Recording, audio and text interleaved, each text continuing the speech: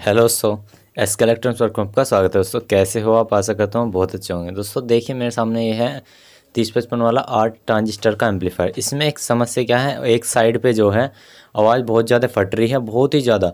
एक साइड पे बहुत क्लियर है, जिस पे देखिएगा इस मैंने ये वायर लगाई हुई है कॉलम की स्पीकर की, जैसे मैं अभी आपको दिखाऊँगा। तो इस साइड पे काफ़ी ज़्यादा फट रही है, पर दूसरी साइड जो बिल्कुल क्लियर साउंड आ रहा है। तो जिस पे मैंने वायर लगाई इसी पे ही प्रॉब्लम है। तो देखेंगे गाइस इसमें ऐसी क्या प्रॉब्लम है, खोल के इसको क्या क्या प्रॉब्लम आ सकती है ऐसी कंडीशन में। ये फॉल्ट गाइस कॉमन है, पहले मैं आपको चला के दिखाना चाहता हूँ फॉल्ट, क्योंकि पहले दिख जाना चाहिए जब। देखिए गाइस मैंने यहाँ पे म्यूज़िक प्ले किया, उसमें देखिए इधर की साइड पे कितनी गंदी आवाज़ आ रही है, और दूसरी साइड पे ऐसे ही मैं लगा के दिखाता हूँ। देखिए काफ़ी सही आवाज़ आ रही है। इधर देखिए आप, डिफरेंस आपको खुद ही नज़र आ रहा होगा। थोड़ा मैं बंद अपना आवाज़ बंद करता हूँ। देखिए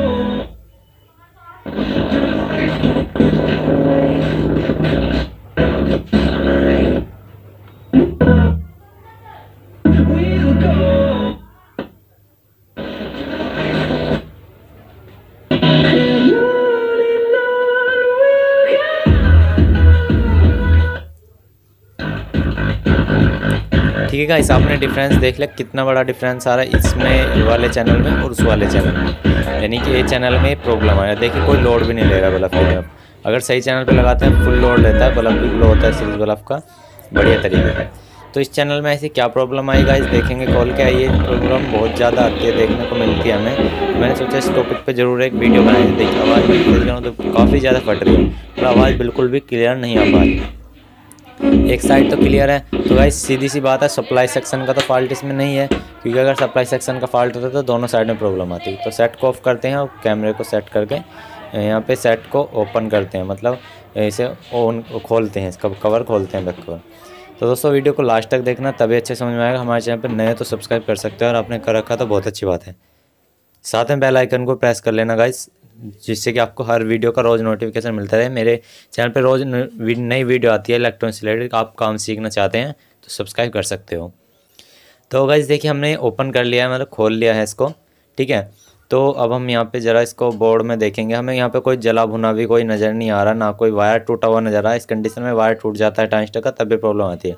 तो एक साइड ये है और एक साइड हमारी ये है, तो अलग अलग चैनल की। तो इस चैनल की एक साइड अलग है, इस चैनल की एक साइड अलग है, क्योंकि दो चैनल ये बने हुए हैं। ये एरिया अलग और ये एरिया। देखेंगे कौन से वाले चैनल पे कौन सी वाली वायर गई हुई है, मतलब जो हमारा आउटपुट है स्पीकर के सॉकेट, वो कौन से चैनल से कौन सा गया है, क्योंकि कोई सा भी हो सकता है। तो यहाँ पे पीसी बोर्ड को बाहर निकालेंगे, ये काफ़ी अच्छे चिपकाया गया है, काफ़ी अच्छे से पैक किया गया है बोर्ड को। उसमें 3 से 4 पेच लगाए गए हैं, इन्हें भी अच्छे से हम खोल लेते हैं। ये फर्स्ट टाइम में मेरे पास ये आया एम्पलीफायर खुलने के लिए, जो यहाँ पे बना था वहाँ पे उसने नहीं खुलवाया। उसे पता है कि इसके भाई बढ़िया से रिपेयर करते हैं। तो गाइस देखिए यहाँ पे दो ट्रांजिस्टर को पैरेलल में लगा के चलाया गया है, जिससे कि जल्दी से हमारा एम्पलीफायर ख़राब ना हो। चलो अच्छी बात है। तो गाइस देखिए थोड़ा सा मैं अभी कैमरा आपको पास ला के दिखाऊँगा। यहाँ पे चैनल चेंज कर रखा है, देखिए अभी थोड़ा सा मैं दिखाऊंगा। यहाँ पहले यहाँ पे देख लीजिए, जो हमारा ग्राउंड है यानी कि निगेटिव स्पीकर का जो निगेटिव है, वो देखिए वहाँ पे नीचे लगा हुआ है। देखिए जो हमारा ग्राउंड है यानी कि स्पीकर का निगेटिव, तो इसमें ग्रीन वाला वायर है, तो वो तो ग्रीन वाला लग गया, ठीक है। निगेटिव पे कैपेसिटर के माइनस प्लस के यानी कि ट्रांसफार्मर के 0 पॉइंट से, ठीक है। अब देखिए यहाँ पे वाइट वाला जो लगा हुआ है हमारे इधर की तरफ लगा हुआ है, अपने पास की तरफ, और ब्लू वाला पड़े की तरफ, देख सकते हो वाइट वाला ये स्पीकर की इधर की साइड, ठीक है। इधर की साइड वहाँ पे स्पीकर का नहीं लगाया गया, वो पड़ले साइड पे लगाया गया है। क्योंकि मेन चीज़ है आप चैनल पे उस पर काम करो जिसमें गाइस फॉल्ट है। फॉल्ट का पहचानने का तरीका यही होता है, उस चैनल को देख लो कि कौन सा ट्रैक मतलब कहाँ पे जा रहा है। तो देखिए ब्लू वाला ट्रैक इस वाले चैनल पे आ रहा है यहाँ पे, तो इस चैनल में प्रॉब्लम है, यानी कि ब्लू वाले ट्रैक यानी कि ब्लू वाले लाइन इस वाली साइड में प्रॉब्लम है। तो इस वाली साइड पे हम काम करेंगे, ठीक है गाइस। इस वाली साइड पे काम करेंगे। इस वाली साइड पे क्या काम करेंगे अब देखते हैं गाइस। सबसे पहले हमें ग्रीन वाली रेजिस्टेंस चेक करनी है। ऐसी प्रॉब्लम है जब हमारे कोई भी वायर ना हटे हो, अगर वायर हट रहे हैं तो पहले वायर लगाइए, तब आगे काम करना है। तो हमारे वायर तो सभी लगे हैं, तो हमें क्या करना है यहाँ पे ये ग्रीन वाली जो रेजिस्टेंस है इसको चेक करना है। तो मल्टीमीटर ले लेना है, यहाँ पे आपको मल्टीमीटर लेके चेक करनी है ये वाली दोनों रेजिस्टेंस, ठीक है। अभी हम इनको चेक करते हैं। मैं चेक करने का इनको आपको तरीका बताता हूँ कैसे चेक करना है।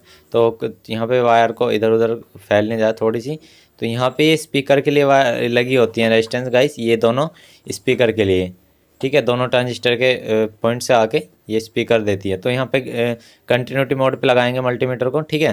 तो पहली रेजिस्टेंस की वैल्यू चेक करेंगे, फिर दूसरी रेजिस्टेंस की वैल्यू चेक करेंगे। तो यहाँ पे 0. आपको 4 ओम्स दिखा सकता है इस वाले मीटर पर, 0.5 ओम होती है। तो देखिए गाइस बीप साउंड आएगा फुल।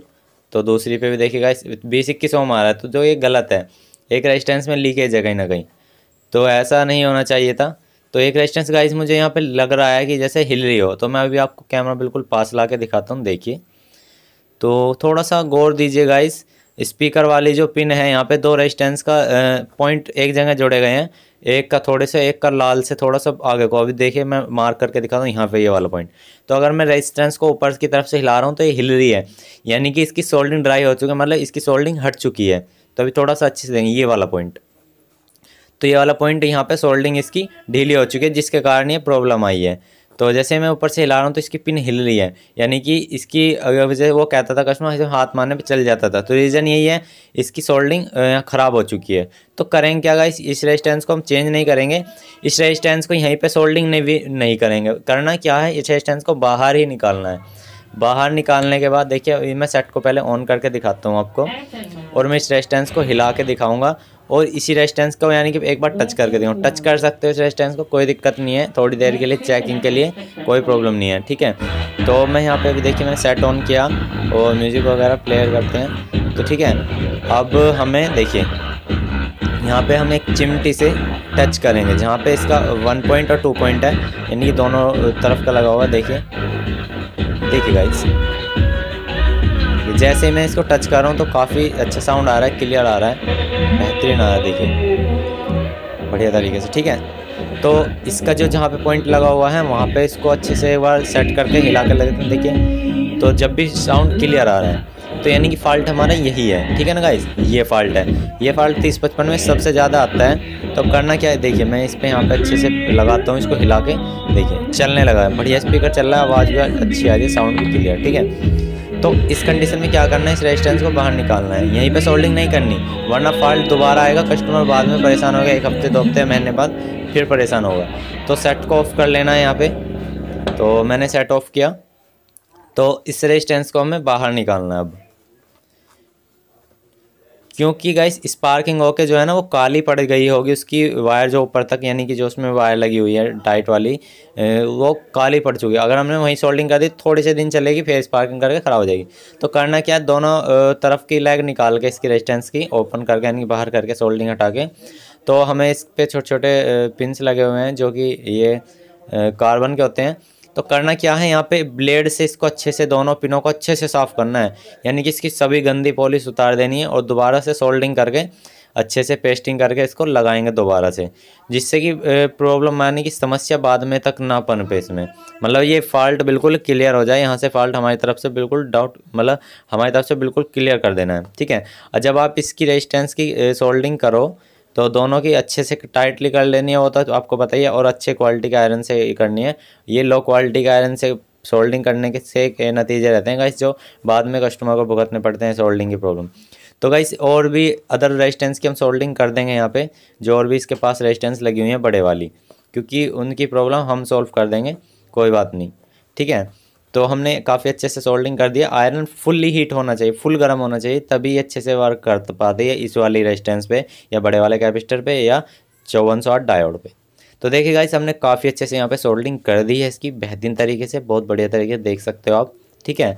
तो अब फाइनली हम इसको गाइस टेस्ट करेंगे। देखिए काफ़ी अच्छे से सोल्डिंग हो चुकी है, ठीक है ना। मैंने पास वाली रेजिस्टेंस की भी कर दी है।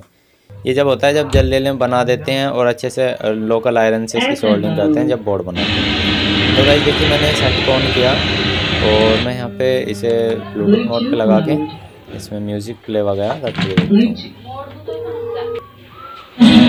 तो गाइस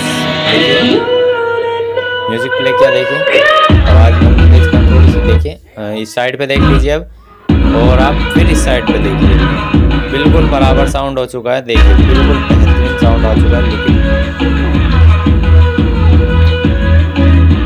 ठीक है गाइस। देखिए लोड भी ले रहा है, देखिए सीरीज बोर्ड में लोड भी ले रहा है ये साइड, अब पहले कोई लोड नहीं ले पा रही, ठीक है। यहाँ पे लोड देख लिया आपने, अब यहाँ पे दूसरी साइड पे लोड देखिए, ठीक है। देखिए गाइस बराबर लोड ले रहा है।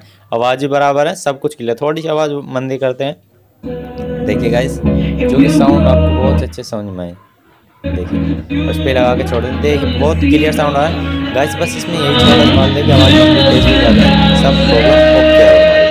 तो गाइस इस छोटे से फॉल्ट का कारण सिर्फ इस सोल्डिंग ड्राइव होने का है, सोल्डिंग खराब होने के कारण हमारे ये फॉल्ट आ गया था। ये फॉल्ट बहुत कॉमन है गाइस, आ जाता है जो लोकल आयरन से सोल्डिंग करते हैं। मैं इसलिए कहता हूँ आयरन का 60 वाट आयरन ले लीजिए, टेंशन फ्री रहोगे ना, कोई आगे तक बढ़िया लोड ले रहा है। आवाज़ जो अच्छी आ रही है, काफ़ी प्रोफेशनल साउंड है, जैसे दोनों साइड में आ रहा है और बिल्कुल क्लियर है। तो दोस्तों इसी तरह से आप भी कर सकते हो। अगर इस तरह की प्रॉब्लम आती है, सबसे पहले वायर चेक करनी है, वायर के बाद आपको कोई प्रिंट ओपन तो नहीं वो चेक करना है, और प्रिंट वगैरह सब कुछ ओके तो आप ये रेजिस्टेंस की वैल्यू चेक है, वैल्यू नहीं आई तो रेजिस्टेंस चेंज कर दीजिए, प्रॉब्लम सॉल्व हो जाएगी।